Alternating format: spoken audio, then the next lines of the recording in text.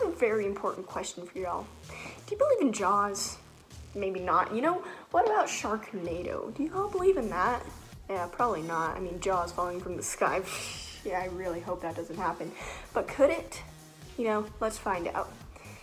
Let's debunk Sharknado on the very first episode of Sharkbusters. Okay, children, prepare yourself for a tornado ride. With sharks, possibly. Let's find out. Okay, so for those of you who don't know about Sharknado, it's an absurd idea that sharks will be sucked into this tornado and be released into the city eating people. Yeah, that's it. Yeah, they made a whole movie franchise out of it. There's 6 freaking movies. I really wonder who pitched this idea to them, though. Just, hey, who has an idea for our next big movie franchise? Oh yeah, what if we took sharks? Because, you know, people love them sharks and put them into a tornado. Great idea, Bob. We'll call it Sharknado. Yeah, perfect. And they made millions of dollars off of CGI sharks and a guy with a chainsaw killing said sharks.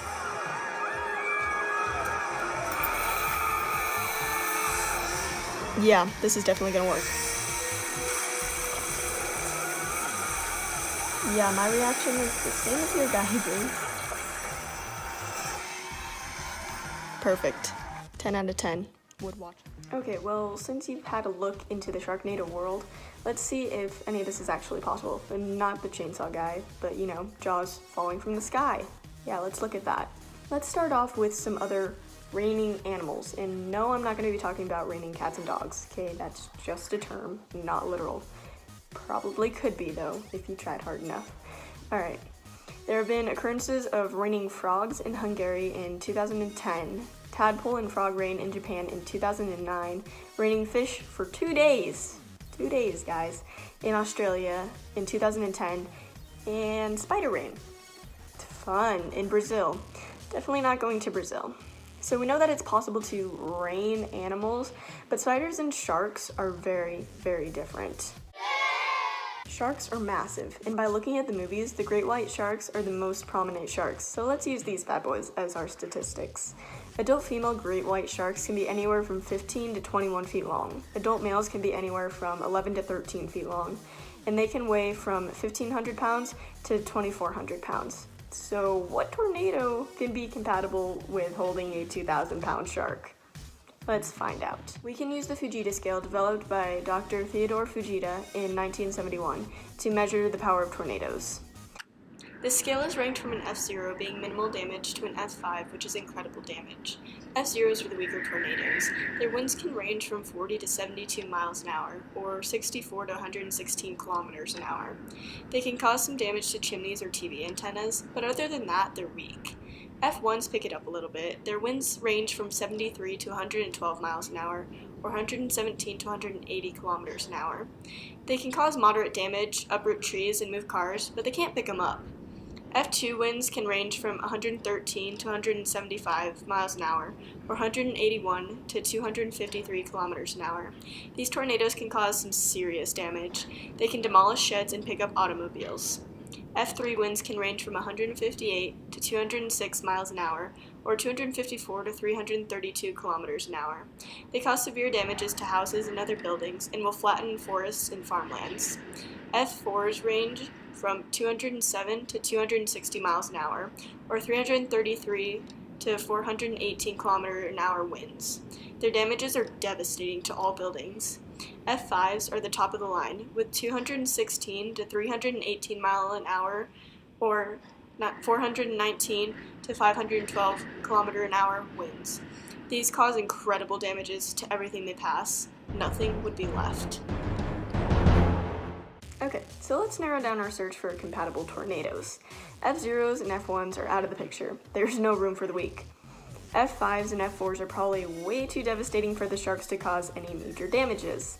And that's what we're looking for, a tornado to wreak havoc with the sharks, not itself. These movies would be pretty boring. You can't cut a tornado in half with a chainsaw. Probably. So that leaves us with the F2s and the F3s. This is the sweet spot for Sharknadoes. But could they even lift up these monstrosities? About 1,500 to 2,400 pounds of force is needed to lift these sharks out of water. F2s can lift cars and throw them pretty far. The typical mid-sized sedan weighs about 4,000 pounds, so that means that these tornadoes are more than capable of lifting a few sharks and throwing them. But we won't settle for a few sharks. No, we must have an army of these beasts swimming through the streets, eating people. That's what we want. F3s can lift up mobile homes. Entire mobile homes, yep.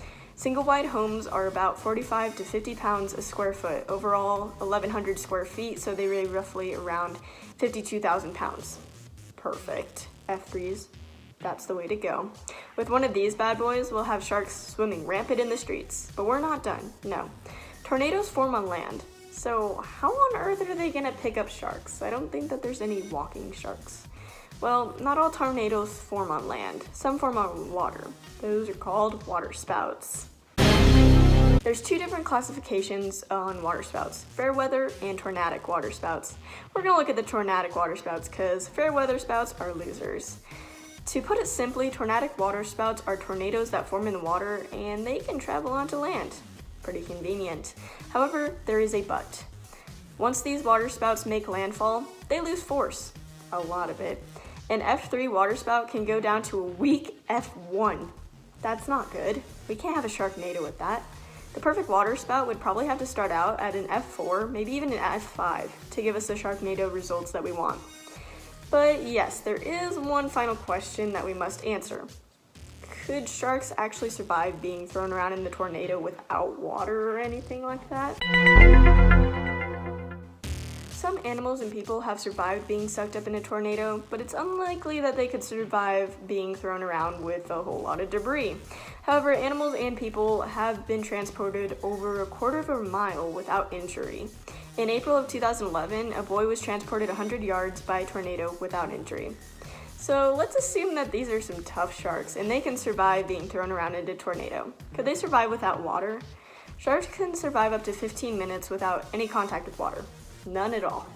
We can assume that the water spout would have sucked up water along with the shark since, it formed over the water. So the shark would survive up to an hour being splashed with water. This is perfect condition. So let's get to our conclusion. Is a Sharknado possible? It's highly unlikely to ever occur, but it is possible under the right circumstances.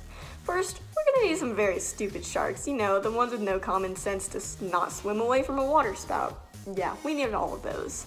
And then we would need an F5 to an F4 water spout to form over these senseless sharks.